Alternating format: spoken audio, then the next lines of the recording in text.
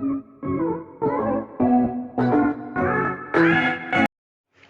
Everyone, मैं doctor Richa आपके अपने चैनल ज्योग्राफी वंडर में आपका स्वागत करती हूँ।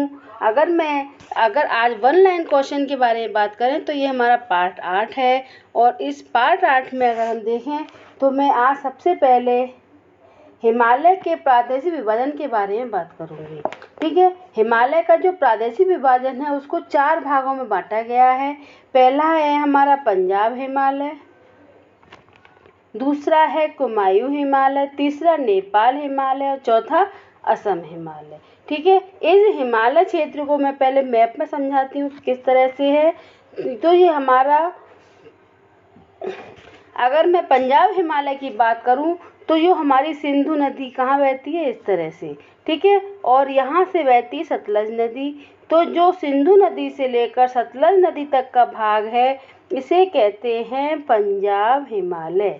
ठीक है, और सतलज नदी से लेकर काली नदी तक का भाग जो है इसको बोलते हैं कुमायूं हिमालय। अब ये कहाँ पर है, मुख्य रूप से जम्मू कश्मीर और पंजाब में है। और कुमायूं हिमालय कहाँ पे आता है, हमारा हिमाचल प्रदेश और उत्तराखंड और उत्तर प्रदेश के पश्चिमी भागों में। तीसरा जो आता है वो होता है हमारा नेपाल हिमालय, जो काली नदी से तीस्ता नदी तक का भाग है इसके अंतर्गत आता है। ठीक है, और लास्ट में बचा असम हिमालय। ये हमारा तीस्ता नदी से लेकर देहांग यानी कि ब्रह्मपुत्र नदी तक का भाग कहलाता है हमारा नेपाल असम हिमालय। ठीक है, अब इस आधार पर इसको बांटा गया है। और अगर हम जैसे मैप में दिखाया था मैंने, सबसे अधिक क्षेत्र किसका है, हमारा नेपाल हिमालय का। ठीक है, सबसे बड़ा अगर विस्तार देखें प्रादेशिक आधार पर तो सबसे बड़ा नेपाल हिमालय, दूसरा असम हिमालय, तीसरे नंबर पे पंजाब हिमालय और चौथे नंबर पे आता है कुमायूं हिमालय। ये ऐसे क्वेश्चन बहुत आते हैं हर एक कंपटीशन में। ठीक है, और अगर हम हिमालय का देशांतरीय विस्तार के आधार पर बात करें तो हमारा जो है इसे पश्चिम और पूर्व 2 भागों में बांटा गया है। पश्चिम में आता है जम्मू कश्मीर, हिमाचल प्रदेश और उत्तराखंड, और पूर्व में अरुणाचल प्रदेश, नागालैंड, त्रिपुरा, मिजोरम, मणिपुर आदि आते हैं। यानी मैं अगर इसमें बात करूं तो ये हमारा पश्चिमी है और ये हमारा पूर्वी भाग है। ठीक है, तो इसमें जो क्षेत्र आता है ये पश्चिमी हिमालय को दिखाता है और उसका वो क्षेत्र पूर्वी हिमालय। नेक्स्ट बात कर रहे हैं हम सिंधु गंगा के मैदान के बारे में। ठीक है, सिंधु गंगा का जो मैदान है वो मुख्य रूप से किससे बना हुआ है, सिंधु नदी, गंगा तथा ब्रह्मपुत्र के मैदान से निर्मित है। इसकी जो लंबाई है वो 3200 किलोमीटर, ठीक है, चौड़ाई 150 से 300 किलोमीटर तथा इसकी जो गहराई पाई जाती है, जो तलछट का जमाव वो कितना है, 1000 से 2000 मीटर की गहराई तक इसका विस्तार है। ठीक है, अब ये ध्यान रखना, ये भी इम्पोर्टेंट है कि पूर्व में कैसा है, सकरा है तथा पश्चिम में कैसा है, ये चौड़ा है। और अगर हम क्षेत्रफल की बात करें तो 7.5 लाख वर्ग किलोमीटर क्षेत्र पर इसका विस्तार है। ठीक है, उत्तर विशाल मैदान को 4, अब इसके अंतर्गत आती क्या क्या चीज़ हैं कि अगर हम बात करें, अगर उत्तर के विशाल मैदान में तटीय मैदानों पर जो मैदान पाए जाते हैं, तो भारत के तटीय क्षेत्र पर जो मैदान है वो भी इसमें सम्मिलित किए गए हैं। अब हम बात करते हैं उत्तर के विशाल मैदान को, इसको 4 उप भागों में बांटा गया है। पहला है भावर, दूसरा तराई, तीसरा आता है हमारा बागर और फिर चौथा आता है खादर। ठीक है, अब कहते कैसे हैं इसको वो बताती हूँ। भावर क्षेत्र वो क्षेत्र होता है जहाँ पर पहले प्राचीन समय में कोई नदियाँ जब हिमालय से पर्वतीय, या हिमालय शब्द ना कहकर हम कह सकते हैं कि पर्वतीय क्षेत्रों से जब वो मैदानी तट पर प्रवेश करती हैं तो जब नदियाँ अपने साथ कंकड़ पत्थर को लाती हैं और उन कंकड़ पत्थरों को जमा करने को, पथरीली ज़मीन जो होती है इसको बोलते हैं भावर क्षेत्र। ठीक है, और नदियाँ का जल जो है इस पत्थरों के नीचे जमा होता रहता है तो ये कहलाता है हमारा भावर क्षेत्र। ठीक है, और अगर हम तराई क्षेत्र की बात करें तो अगर ये नदियाँ जब आगे बढ़ती हैं तो इनके जो कंकड़ पत्थर हैं वो महीन होते जाते हैं। तो जिन क्षेत्रों में दलदल जैसी कंडीशन बन जाती है, नदी का पानी और सैल कण दोनों ही आपस में संगठित रूप में मिलते हैं, तो वो क्षेत्र कहलाता है तराई क्षेत्र। अगर हम तराई क्षेत्र की बात करें तो ये क्षेत्र वे क्षेत्र होते हैं जहाँ पर, अब तराई क्षेत्र है, जल की उपलब्धता भी है, तो यहाँ पर जो है वन अधिक मिलते हैं, ठीक है, और यहाँ पर राष्ट्रीय उद्यान भी अधिक मिलते हैं। अब मैं बात करूँ कि अपने भारत में तराई क्षेत्रों में उत्तरांचल क्षेत्र आता है, और यहाँ पर जो हमारा कॉर्बेट नेशनल पार्क, जो पहला नेशनल पार्क है, वो भी यहीं पर स्थित है।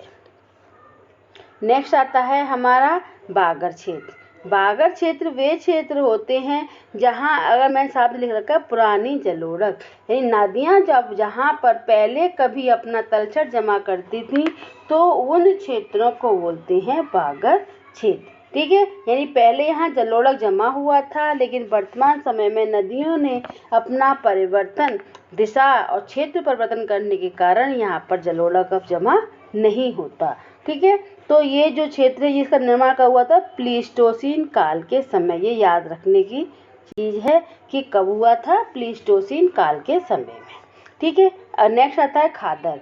खादर यानी कि नवीन जलोढ़। इसमें बहुत कंफ्यूजन होता है बागर खादर में, तो ध्यान रखना, बागर यानी कि पुरानी जलोढ़, खादर यानी खाद। खाद से याद रखना कि खाद क्या होती है, बहुत अच्छी होती है, उपयोगी होती है, तो उस खाद के नाम पर ये क्या है? नवीन जलोढ़, ठीक है। अब यहाँ पर जो है वर्तमान समय में ये अत्यधिक उपजाऊ है। क्यों? क्योंकि यहाँ पर अभी भी नदियाँ अपना तलछट लाकर जमा करती हैं, जिससे इसको अधिक पोषक तत्व मिलते हैं मिट्टी को। पंजाब में इसको बोलते हैं बैट, उत्तर प्रदेश में इसको बोलते हैं खादर। आगे बात करते हैं, इस मैदानी क्षेत्र को 4 भागों में बांटा गया है, जिसमें पहला आता है सिंधु गंगा का मैदान। ये क्षेत्र कौन सा है? ये बागर से निर्मित है, और पश्चिमी भाग पुरातन जमावों से बना है। बताया था मैंने पिछली बार भी बताया था, प्लीस्टोसीन काल के जमाव इसमें मिलते हैं, ठीक है। इसका उत्तरी भाग कैसा है? मरुस्थली हो चुका है।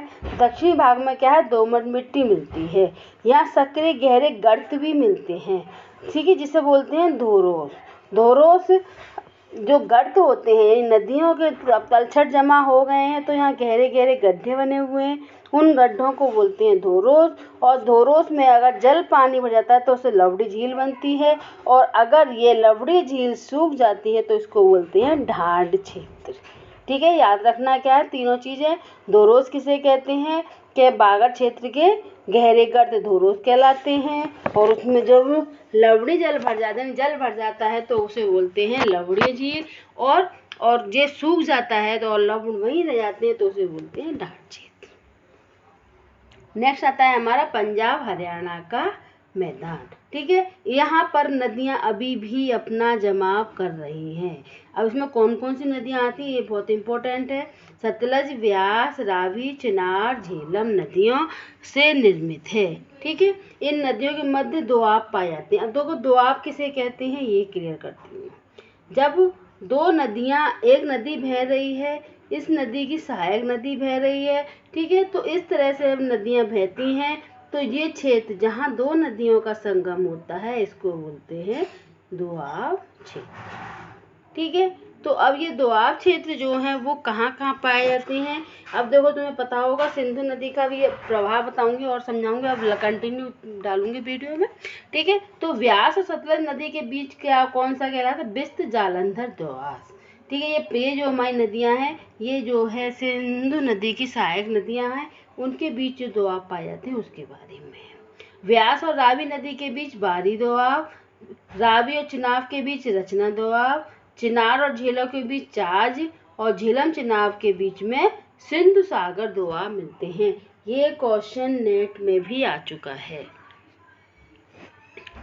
नेक्स्ट आता है गंगा का मैदान, ठीक है। अब ये गंगा का मैदान, गंगा कहाँ प्रवाहित होती है? उत्तर प्रदेश में, बिहार में और पश्चिम बंगाल में। ये ध्यान रखना, तीनों को आगे भी काम आएगा।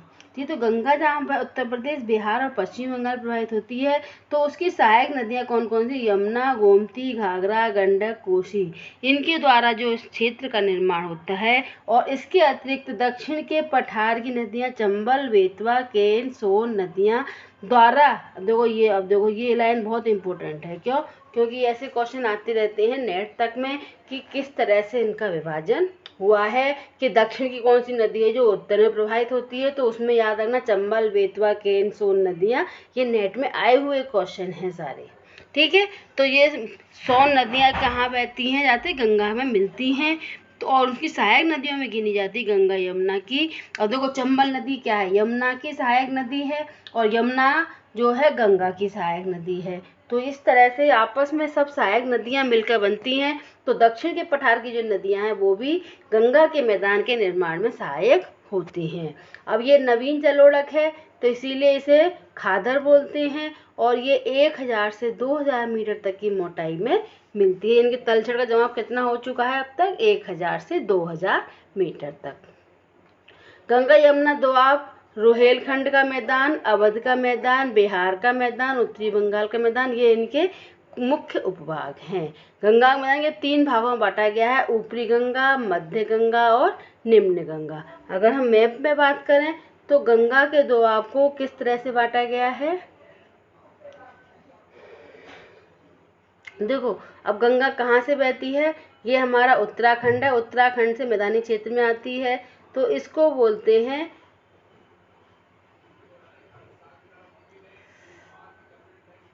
ये क्षेत्र जो कहलाता है ये हो जाता है हमारा ऊपरी गंगा और निचली गंगा, इस तरह से बांटते हैं।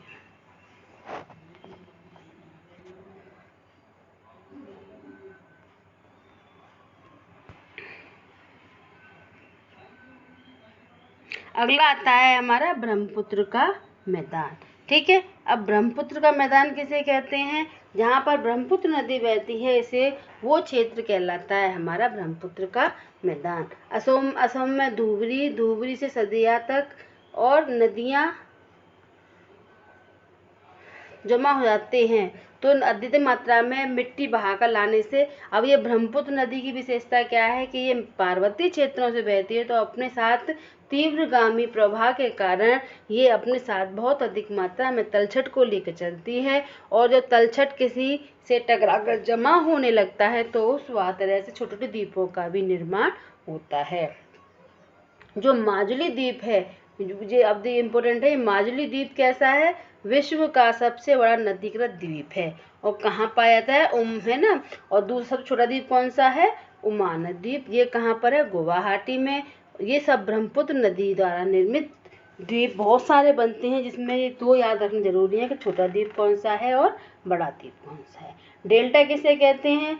कि जो गंगा के मैदान, जो नदियाँ जब समुद्र में गिरती हैं उससे पहले अपना तलछट को जमा करती हैं, यानी नदियाँ जो है वृद्धावस्था में पहुँचती हैं तो वो अपने तलछट को अपने साथ बहाकर नहीं ले जा पाती। तो उस समय पर नदियाँ जो है तलछट को जमा करती हैं, तो वो जो तलछट जमा होता है उसे कहते हैं डेल्टा। और हमारी गंगा नदी के द्वारा सुंदरबन का डेल्टा, सबसे बड़ा डेल्टा का निर्माण होता है। ठीक है, अगली बात आती है इम्पोर्टेंट टॉपिक जो याद रखना बहुत जरूरी है कि उत्तरी मैदान का नाम कब हुआ था? प्रागैतिहासिक यानी आधुनिक युग में। समस्त देश का 1/3 क्षेत्र किसका बना हुआ है? जहाँ पर 45% जनसंख्या निवास करती है, वो कौन सा क्षेत्र है? उत्तर का विशाल मैदान।